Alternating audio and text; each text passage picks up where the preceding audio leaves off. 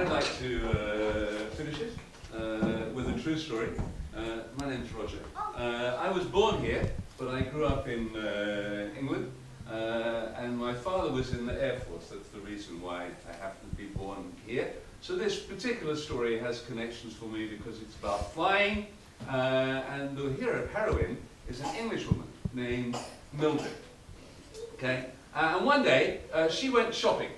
Okay, she was in her 30s. This is a really scary story for husbands, really. She went shopping to buy a dress. But as she was walking down the road in London, she saw in the shop window an aeroplane. An aeroplane. Now you're thinking, when I say aeroplane, you're probably thinking like a big Boeing, something. The aeroplane would easily have fit into this room. Okay? And there was a sign that said, ready to fly, £500. Okay? And in those days, £500 was a lot of money. Okay? Unlike today when the pound is going down. So she went in and she said to the man, really, is it ready to fly? And the salesman said, yes it is, madam. You could fly around the world in it. And at that moment her ears perked up because nobody at that time had flown around the world. And she said, really, is that possible? He said, yes madam, the wings fold up. And Mildred was very surprised because she didn't know much about aeroplanes, but the one thing she did know was that wings are important to an aeroplane because that's what helps it to fly. And the man said, well, you see, the plane is so small, it could never fly across the Atlantic Ocean, or indeed the Pacific, because it's too big. So the wings are designed that they will fold up, so that you can put it into a big box, a crate, load it up onto a ship, sail across the ocean, and when you get to the far side, unfold the wings and carry on flying. So Mildred said, right, I'll buy it. And she came home and she said to her husband, darling, I didn't get a dress, but I bought an aeroplane. I'm going to fly around the world. And to his credit, her husband Victor said, good for you, dear, okay, and gave her all his support and encouragement. So she had the plane sent to a very small airfield. It was just really like a football field, just outside London, called Heston Field. It's a bit bigger now, it's called Heathrow. At the end of her first week, she took flying lessons. She made her first solo flight. After 2 weeks, she got her license. She became a pilot. And less than 2 months after buying the plane, never having flown more than 40 miles, that's like from here to Jurong probably, she set off on a flight all around the world of some 23,000 miles. So I should tell you something about the plane, okay? Because yes, you're thinking, when I say aeroplane, of this big, powerful jet. And it's what we call a biplane because it had 2 wings, like a bicycle has 2 wheels. Okay? Unlike this model, which is made of scrap metal, the plane was just made of wood and canvas, of cloth, and was held together with string and glue. The only metal was probably the propeller and the edges. This is the kind of plane that my father in 1936, 5 years after she flew around the world, was actually working on. Okay? And very similar to the kind of plane that he actually had in Salita. Okay? Open cockpit. So it meant that as she's flying, the wind is zooming past her. Top speed about 90 miles an hour. Okay? Very slow. So she's thinking now, what do I need to take with me to go on the flight? So let's have, one thing was a water bottle. This came in hand when she crashed in the desert. Okay? She had a compass. What is a compass for? That's to get her back home. No GPS in her day. Okay? So her husband gave her the compass, which was very kind of him. As I said, open cockpit, so she needed to have some goggles.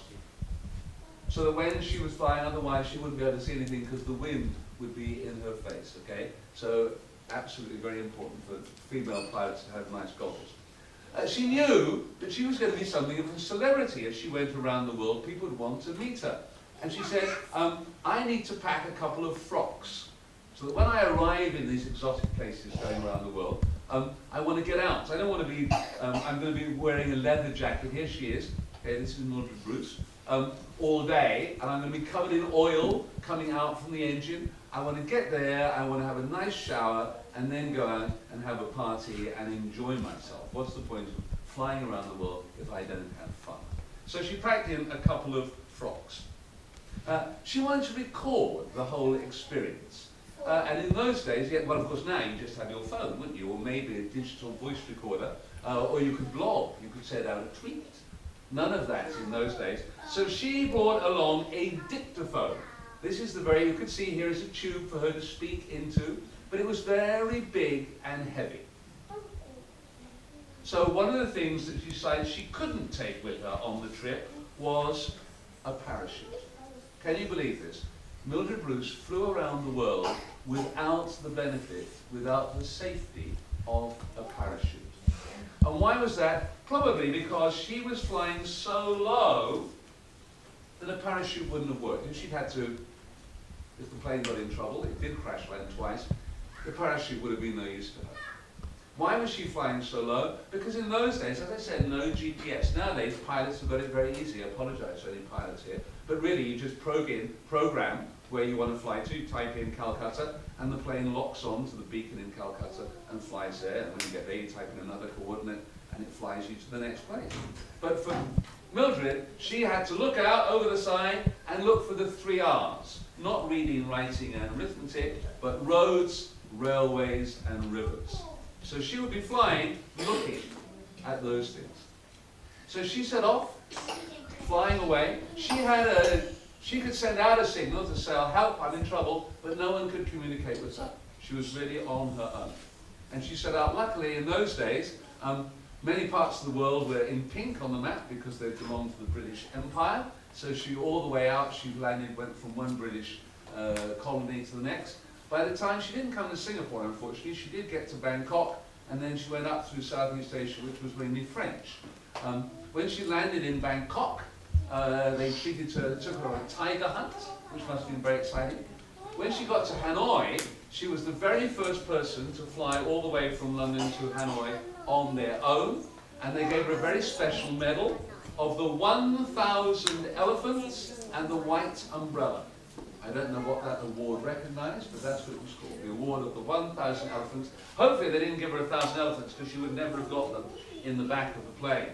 Okay, and the white umbrella. She then flew, she had to stop over in Korea, because she wanted to go to Japan, in order that she could then put the plane on the boat and sail to America. But unfortunately, there was a law in Japan at the time, and no one could look down on the emperor. And obviously, if you're in a plane and you were the emperor, then I'm looking down on you. And he was out from the palace looking at his soldiers. And so she had to wait in Korea for 3 days until the emperor went back in the palace, and then they said, it's okay, you can fly over and land in Tokyo. So she went to Japan, and when she got to Japan, that's where she took the wings of the plane, she folded them up, put them in the ship into a big wooden box, a crate, put it on the deck of the ship, and sailed across the Pacific.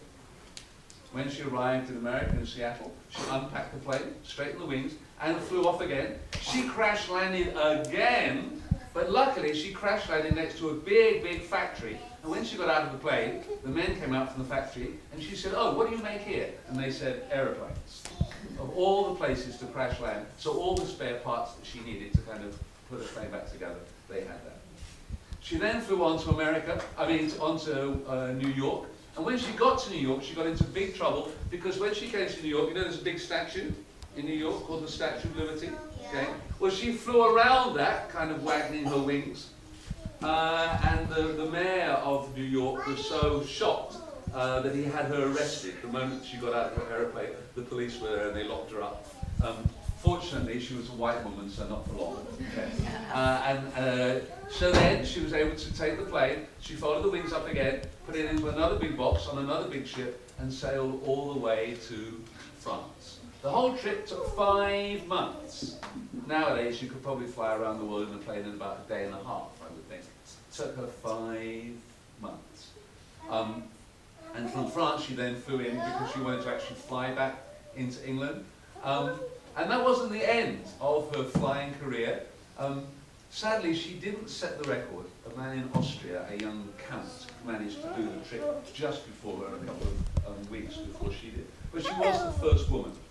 But unlike Amelia Earhart, and everybody's heard of her, nobody seems to have heard of Mildred Bruce. She set up her own airline, and she is the woman who introduced the idea of stewardesses, having young women on the flight to make their customers enjoy the flight more. And when she never gave up on flying, she celebrated her 81st birthday by getting into a plane, flying the plane, and doing a loop-the-loop, which means to do this. So you're flying along here, and you fly over the top, so you're upside down. You better make sure you're strapped in, otherwise you fall out. And doing that when she was 81. What a wonderful way to celebrate her birthday. Hope I can do that. And that's the story of Mildred Bruce. Okay? Good story.